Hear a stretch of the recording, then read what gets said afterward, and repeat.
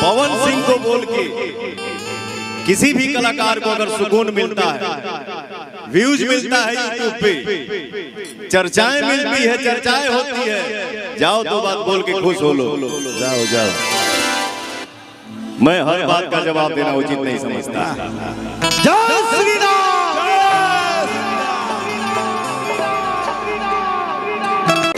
खड़ा ना भल जाता है सामने। आज बोली निकला था कि सामने से ऑफर आया था। धान रे ऑफर मार तोरी ऑफर के देन के नहीं, सामने से ऑफर आया था तो हमारे भैया सब रील बना दिए हैं। ऐसा दिन आ गया है पवन सिंह का। खैर, इंसान के अंदर अभिमान नहीं बट स्वाभिमान होना भी बहुत जरूरी होता है। सही बात है। जब स्वाभिमान नहीं है तो फिर जी के मतलब क्या है? अपने जीवन की शुरुआत गायकी का मैं इसी लाइन से किया था। जो हमारे चाचा हमारे पर्स में जो 2 रुपए का नोट दिए थे ना, आज से 25 साल पहले,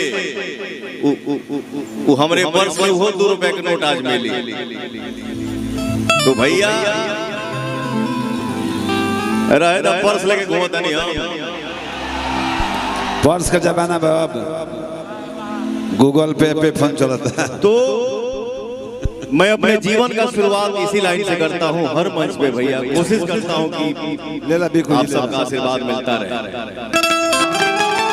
स्वर के दाता विद्यादायिनी माई सरस्वती है शेर के रूप में 2 लाइन आप सबके बीच में भैया। सरदा भवानी रखा सभा बीच पानी, सरदा भवानी रखा सभा बीच पानी।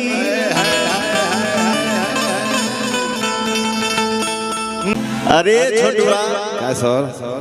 चलो गाना बजाना तो हो ही रहा है, जिंदगी भर होगा। हाँ भाई, जब ले जिए के बाद तब ले सीए के बाद बैठे हैं तनी बातों चीत हो जाए।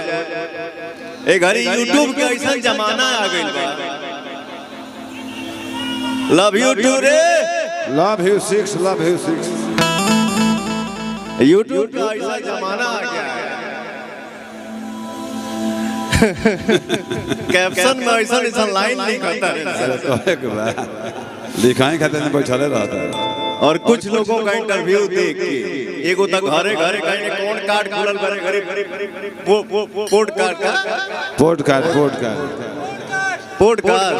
हां, घर ही में पॉडकास्ट खोल दा, घर ही में स्टार बने, हीरो बने, हीरोइन बने, सब घर ही में बना। अपने मुंह बड़ाई के फूल बांध देवे के। सही बात है।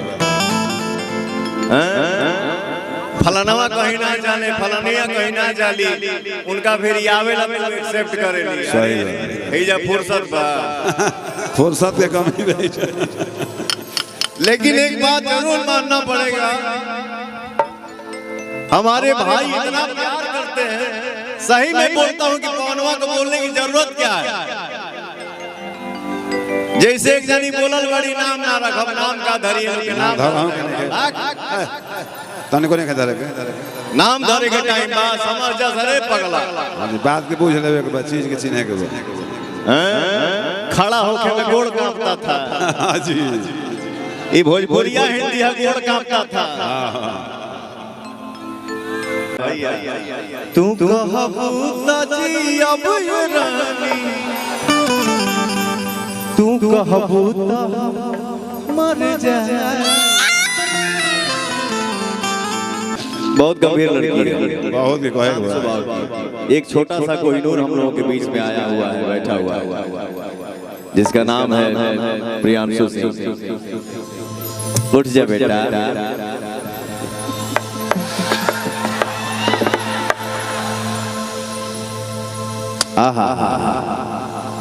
देखिए, एक कलाकार मेहनत करता है, बट आपका आशीर्वाद मिलता है, उसमें 4 चांद लग जाता है। ये लड़का आज भोजपुरी का एक हिस्सा है, सुपरस्टार है, और आगे और मेहनत करेंगे। और भी मेरा एक लड़का है सरगम, पीछे का पीछे रहता है सरगम, पुतरे कमरिया जिंदगी भर रही है 55.6761। ऐसे ही ध्यान रखो, हमेशा एक जैसा रहे, फर्क ना पड़े बेटा। इनका जाकिट हमारे छापत थी। सरगम आकाश जी के लिए एक जोरदार ताली हो जाए भैया। जाकिट नंबर छापत थी। इतना अच्छा भाव आपने बताया। एक तो हमारा फिल्म होता, वो फिल्म के नाम आज हमार प्यार के शादी बा। वो में एक तो सैड सॉन्ग बा जरा कि एक लाइन याद आ गई, कबो कबो प्यार में बिछड़ल जरूरी है, कबो कबो प्यार में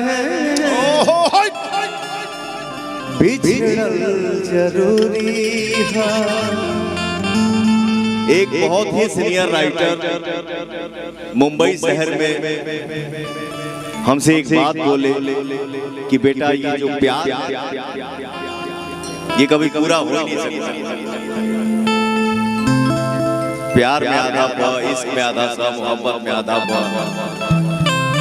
ये अधूरा था, अधूरा है, अधूरा ही रहेगा। साहब जब पूरा होगा तो बुझ लगे प्यार से खुश रहेंगे।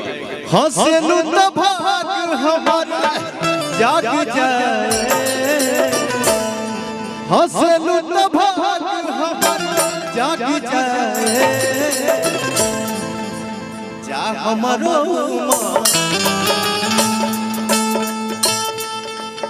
कितना अच्छा लागेला जब पौनवा गावेला।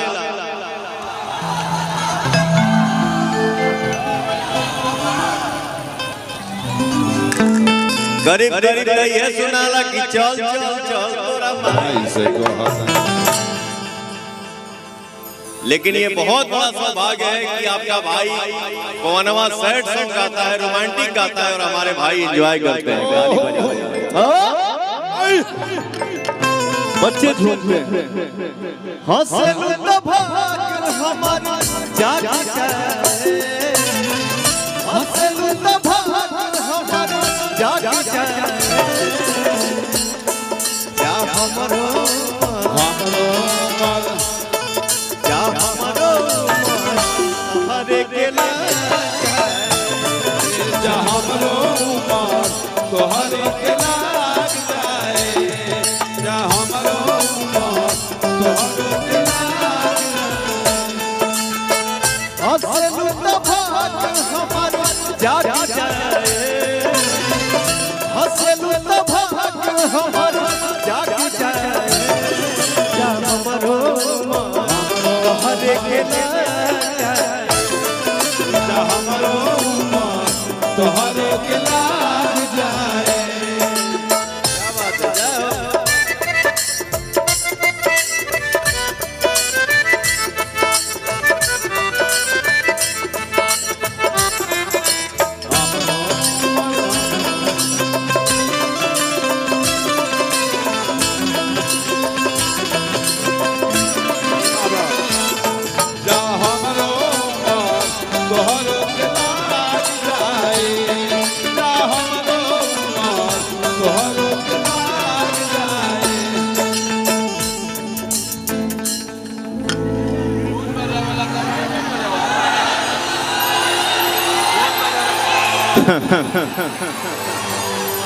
अजय सदा सुहागिन रहा।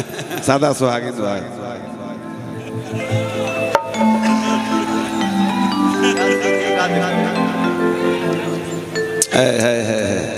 ये सब यही माटी के भरल धन देखा ही है। कुल लोग भाषो कहाँ है।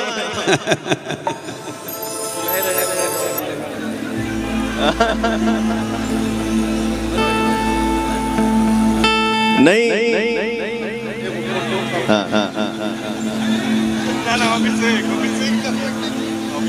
ये कार्यक्रम बहुत पहले फाइनल भइल रहे। मेरे कान में आया कि जो आज के हमारे हीरो हैं, हिमांशु जी, राजा साहब, दुल्हा साहब, हमरे कान तक की साउंड आयल के भैया ना तुम भी हवे ना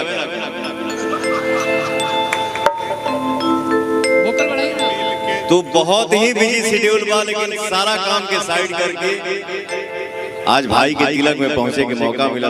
सही बात। लोकेश भाई की वजह से, हमारे सारे भाइयों की वजह से, आप सबके प्यार की वजह से मिल के जब